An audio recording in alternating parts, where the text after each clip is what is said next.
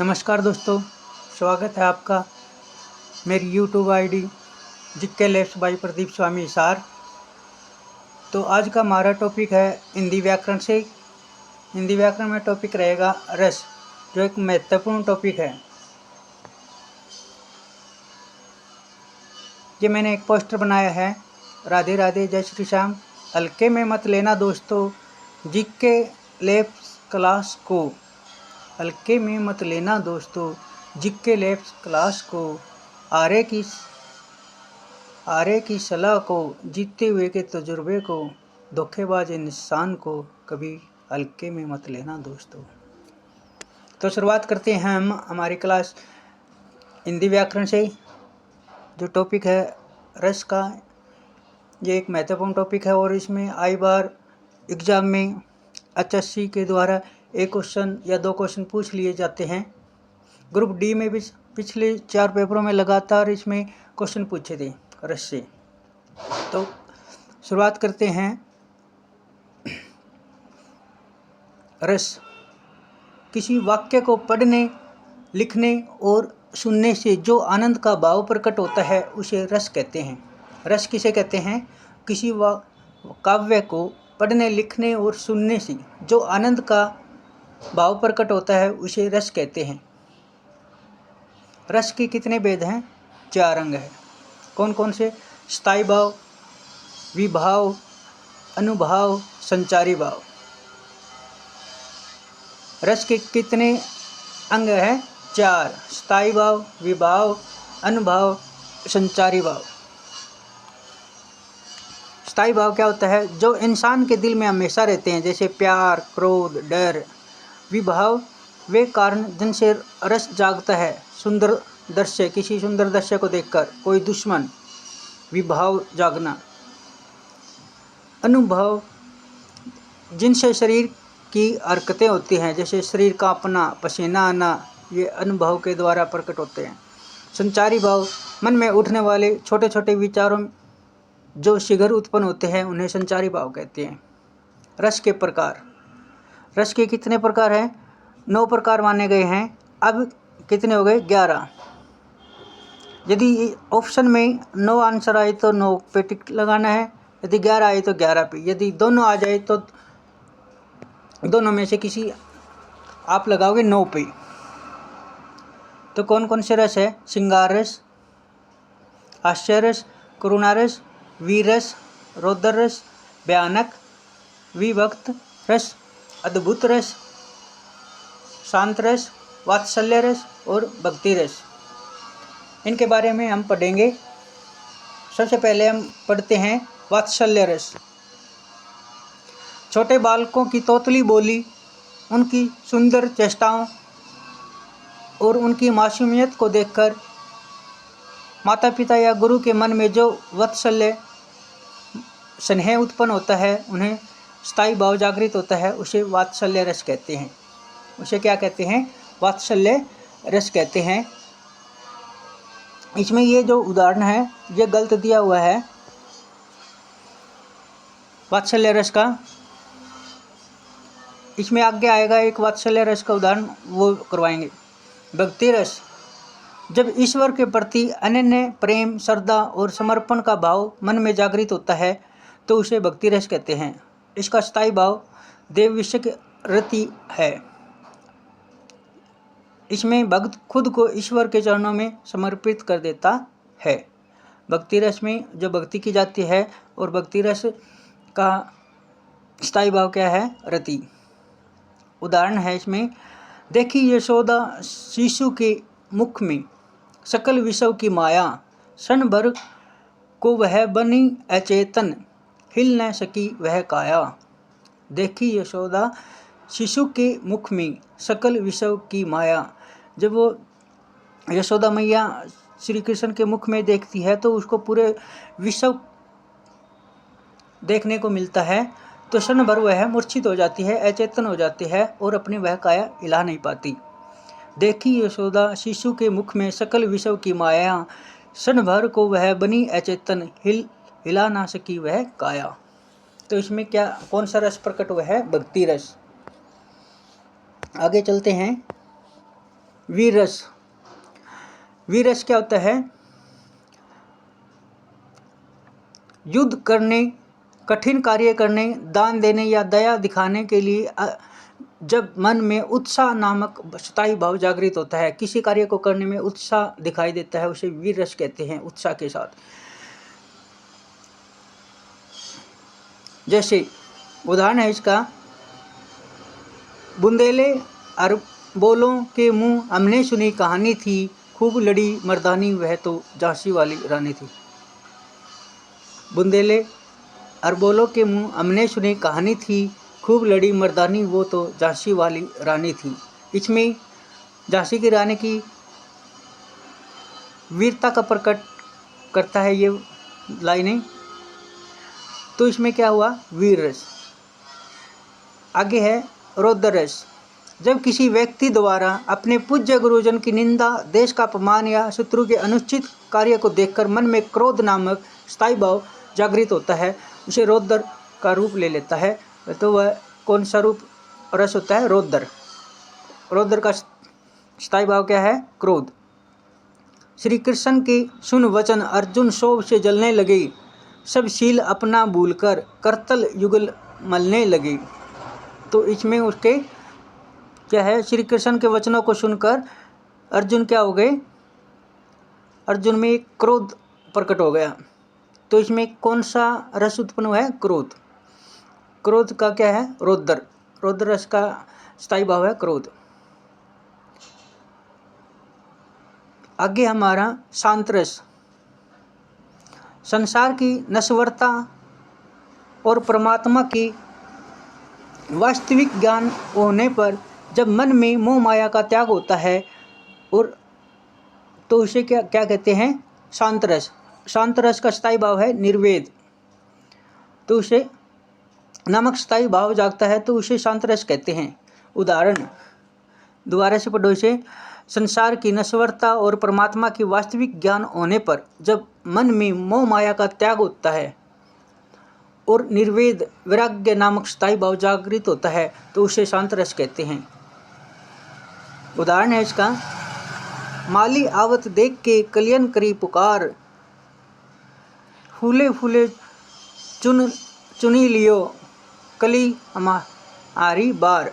ये कहते हैं कि माली को आती हुए देखकर कलियां पुकार करने लगती है कि फूल को, माली हर फूल को चुन रहा है, कल हो सकता है कल हमारी बारी हो। तो इसमें शांत रस प्रकट हुआ है। आगे चलते हैं हम श्रृंगार रस। जब नायक और नायिका के मन में रति नामक स्थायी भाव का मेल होता है, जब विभाव अनुभव और संचारी भाव से होता है तो वह श्रृंगार रस का रूप ले लेता है। इसे रसों का राजा भी कहा जाता है। श्रृंगार रस को कौन सा रस कहा जाता है? रसों का राजा, जिसमें श्रृंगार प्रकट किया जाता है। उदाहरण, मेरे तो गिरधर गोपाल दूसरा ना कोई। इसमें मीरा के प्रति कृष्ण के प्रेम को दर्शाया गया है। मेरा तो गिरधर गोपाल दूसरा ना कोई, इसमें मीरा के प्रति कृष्ण के प्रेम को दर्शाया गया है। ये यहाँ पे भक्ति रस भी होता है और श्रृंगार रस भी, दोनों हैं।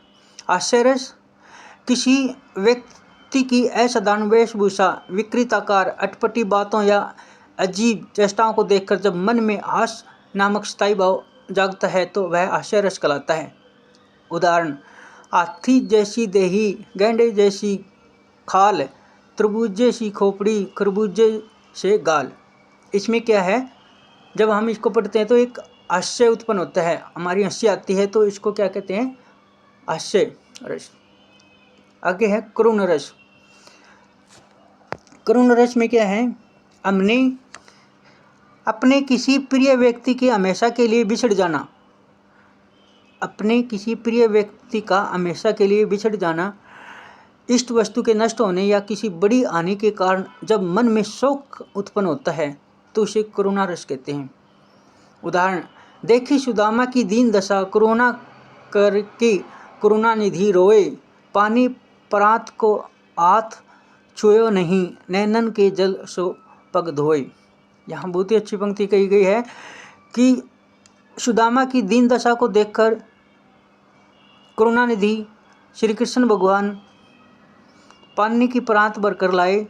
उससे पहले क्या है, उसकी आंखों में से आंसू निकलकर प्रांत आंसुओं से भर गई। इस प्रकार श्री कृष्ण को करुणा दुख उत्पन्न हुआ, तो ये क्या हुआ, करुणा रस। आगे है भयानक रस। जब किसी भयानक या डरावनी वस्तु, व्यक्ति या घटनाओं को देखने और सुनने से मन भय नामक स्थायी भाव जागृत होता है, तो उसे क्या कहते हैं, भयानक रस। उदाहरण है, एक और अजगर रही, लखी एक और मृगाए, विकल बटोई बीच ही पर मूर्छा खाए। ये कहते हैं कि एक और तो अजगर है और एक और मृग माने हिरण है, बटोई माने राह चलने वाला मुसाफिर, उनको देखकर मूर्छा होके गिर गया। तो इसमें वो उसको क्या हुआ, भय हुआ। तो इसमें क्या उत्पन्न हुआ, भयानक रस। अगला है हमारा अद्भुत रस। जब किसी अलौकिक, विचित्र या आश्चर्यजनक वस्तु या घटनाओं को देखकर मन में विषम आश्चर्य नामक स्थायी भाव जागृत होता है, तो उसे अद्भुत रस कहा जाता है। उदाहरण है, देखी यशोदा शिशु के मुख में सकल विषय की माया, क्षण भर को वह बनी अचेतन, हिला ना सकी वह काया। ये पहले भी आया है और ये अद्भुत रस का भी उदाहरण है। विभक्त रस, घृणित वस्तुओं को देखकर या उनके बारे में सुनकर जब घृणा नामक स्थायी भाव उत्पन्न हो, तो उसे विभत्स रस कहते हैं। उदाहरण है, सिर पर बैठो काग, आँख दहु खात निकरात, खिंचत जिभ ही सयार, अति ही आनंद उदारत। ये कह रहा है कि सिर पर काग बैठा हुआ है और वो क्या है, किसी जीव की आँखें निकाल रहा है। खिंचत जीभ सयार, और वो जीव की क्या है, सयार की क्या है, जीभ निकाल रहा है। अति आनंद उदारत, और वह अपने आप में आनंद महसूस कर रहा है। तो ये विभक्त रस हुआ। घृणित, घृणा जब हम सुनते हैं तो ये घृणा के योग्य है, तो ये घृणा विभक्त रस का उदाहरण है। आगे चलते हम। ग्रुप डी में जो पूछे गए थे रस से क्वेश्चन, वो स्थायी भाव पूछे गए थे, ओनली स्थायी भाव। यदि आप ये भी याद कर लेते हो तो ग्रुप डी में पिछली बार ओनली स्थायी भाव पूछे गए थे।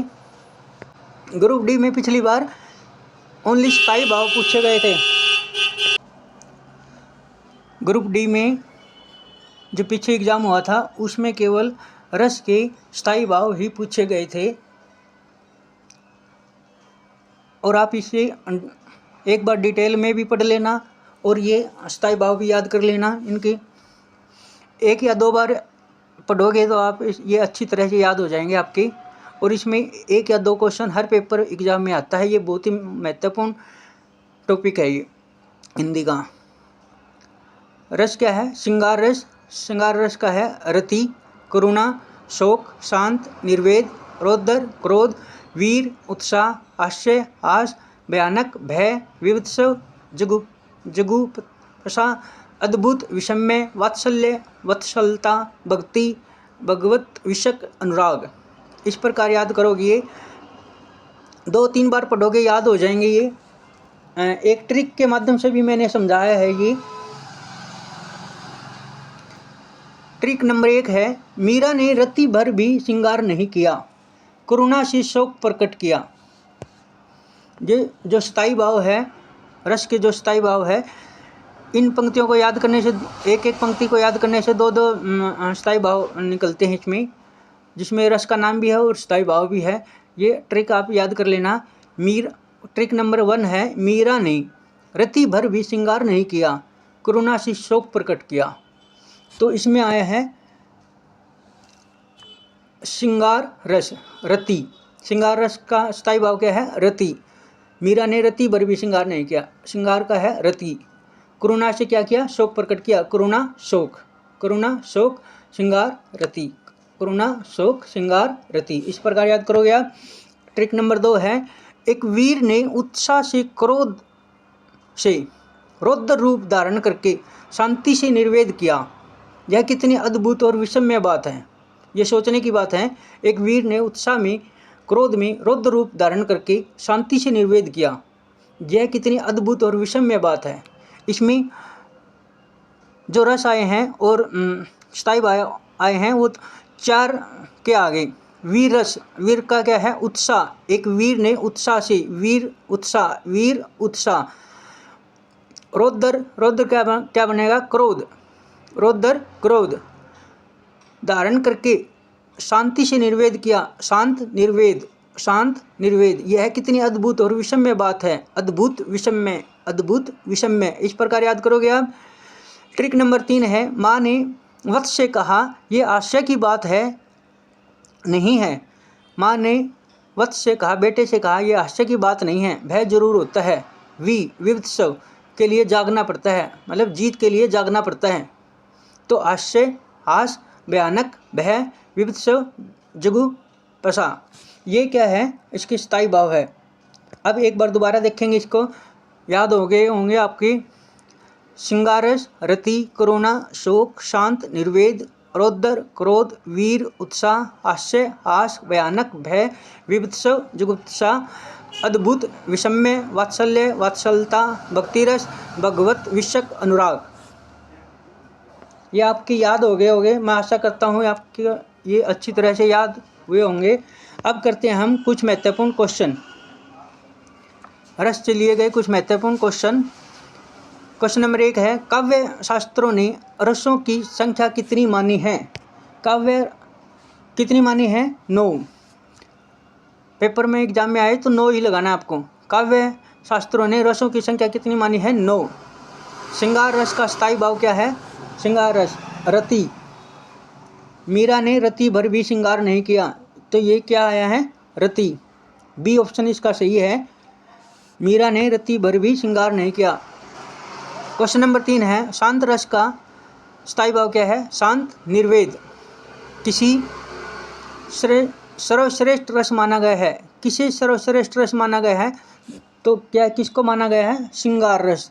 जो श्रृंगार रस है उसको सभी रसों में सर्वश्रेष्ठ माना गया है। जुगुप्सा किस रस का स्थायी भाव है? तो विवित्सव। किस भाव का है? विवित्सव। अखियां हरि दर्शन की भूखी, कैसे रहे रूप रस रांची ए बतिया सुनी रूखी। इसमें कौन सा रस दिया गया है? वियोग। इसमें कौन सा रस दिया गया है? वियोग रस। मन रे तन कागज का पुतला, लागे बूंद विनसी जाए छिन में गर्भ करे क्यों इतना। ये इसमें क्या है? श्रृंगार रस। इसमें कौन सा रस दिया गया है? श्रृंगार। वीर रस का स्थायी भाव क्या है? उत्साह। वीर उत्साह। क्वेश्चन नंबर 6, वीर रस का स्थायी भाव क्या है? उत्साह। जो वस्तु, व्यक्ति या परिस्थितियां स्थायी भाव को जागृत करती है उसे क्या कहते हैं? विभाव। जो वस्तु, व्यक्ति या परिस्थितियां स्थायी भाव जागृत करती है उसे क्या कहते हैं? विभाव। ए ऑप्शन इसका राइट है। क्वेश्चन नंबर 8, किसी रस का स्थायी भाव अनुराग क्या है? भक्ति। किस रस का स्थायी भाव अनुराग है? अनुराग, भक्ति। रौद्र रस का स्थायी भाव क्या है? क्रोध। रौद्र, क्रोध। आपको याद करवाया पीछे। शोक किस रस का स्थायी भाव है? तो किसका है? करुणा। हे खग मृग, हे मधुकर श्रेणी, तुम देखी सीता मृग नैनी। क्वेश्चन नंबर 17 है, हे खग मृग, हे मधुकर श्रेणी, तुम देखी सीता मृग नैनी। तो ये राम कहते हैं किसी पक्षी को कि हे पक्षी देव, आपने किसी मधुकर श्रेणी को देखा है? तुम देखी सीता मृग नैनी। तो इसमें राम के क्या है? भगवान श्री राम के वियोग को प्रकट किया गया है इसमें। हे खग मृग, हे मधुकर श्रेणी, तुम देखी सीता मृग नैनी। सीता को किसके समान बताया गया है? मृग के नैनों के समान। मैया, क्वेश्चन नंबर 18 है, मैया मैं तो चंद्र खिलौना लेऊं। इसमें वात्सल्य रस प्रकट हुआ है। मैया मैं तो चंद्र खिलौना लेऊं, इसमें कौन सा रस प्रकट हुआ है? वात्सल्य। हाँ राम हाँ प्राण प्यारे, जीवित रहूं किसके सहारे, ये इसमें क्या है? करुणा रस। इसमें कौन सा रस प्रकट हुआ है? करुणा।